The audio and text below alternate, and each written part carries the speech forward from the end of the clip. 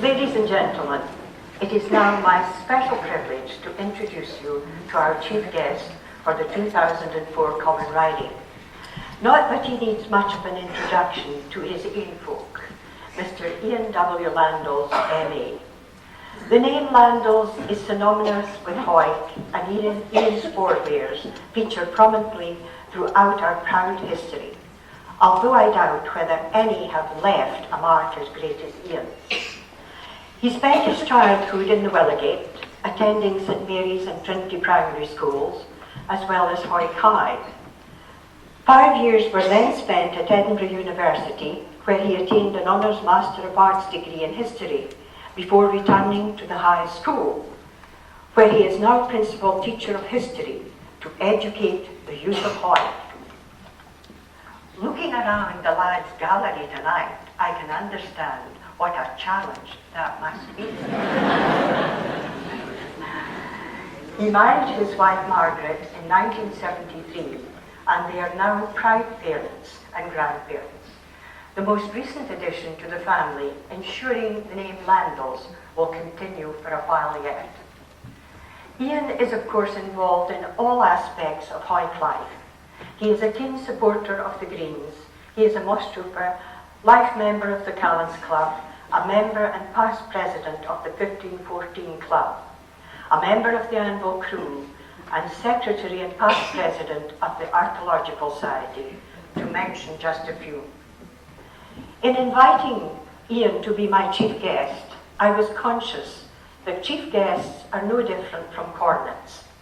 They bring their own personality to proceedings, and all are deeply aware of what Hawick Common Riding means to this town and its townspeople. But while we recognise and acknowledge the visitor's viewpoint, sometimes we need to see ourselves as others see us. As a minor, poetic rival of Mr. Landles might say. Ian, I believe, is the man to help us do just that.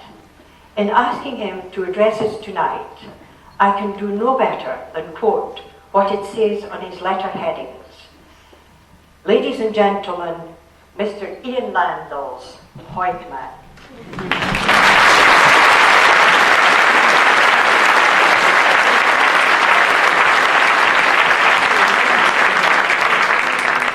Prost Elliot, Conor Rogerson, fellow Tieries, what a privilege it is for you yins to have me to speak to you tonight. It is also a supreme honour for me. This is the knighthood, this is the Oscar, this is my Everest, the big picture, the hour for which I was born, although it has been forcibly emphasised it's only quarter an hour. Past chief guests have been Olympic gold medalists, celebrities, aristocrats, politicians, famous exiled Tieries, and this year you've got me. Just an ordinary Hawick callant, but I submit, being an ordinary Hawick callant says get a qualification for this task as only.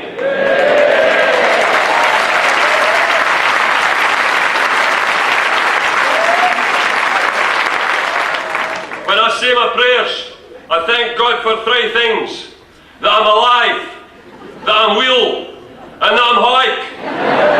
What a treble! And what a day to be a Hawick man! Yo!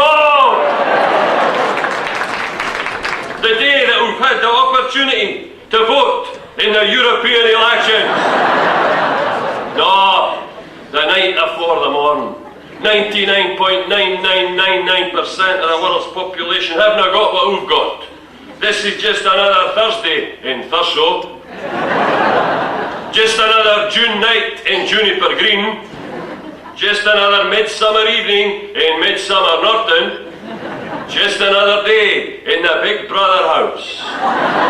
But for us, it's special, for we've reached again the golden summit of the Tiery year. I used to often meet my good friend Sack and Feather Jimmy Lafitte as he linked Darcy along the street for the tie of the ribbons, and in his pocky way he'd say, "Is there something on tonight?" Fellow Tieries, there's something on tonight. You can feel it in the soft June zephyrs born. The atmosphere's elastic.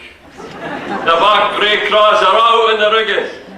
Just you and me asleep, and we'll wake up singing the words of the Hawick song. Oh, what a beautiful morning. Oh, what a beautiful day. I've got a wonderful feeling. Everything's going my way. For as Robert Burns wrote in his best loved lines, the morn is the day that the teddy bears have their picnic.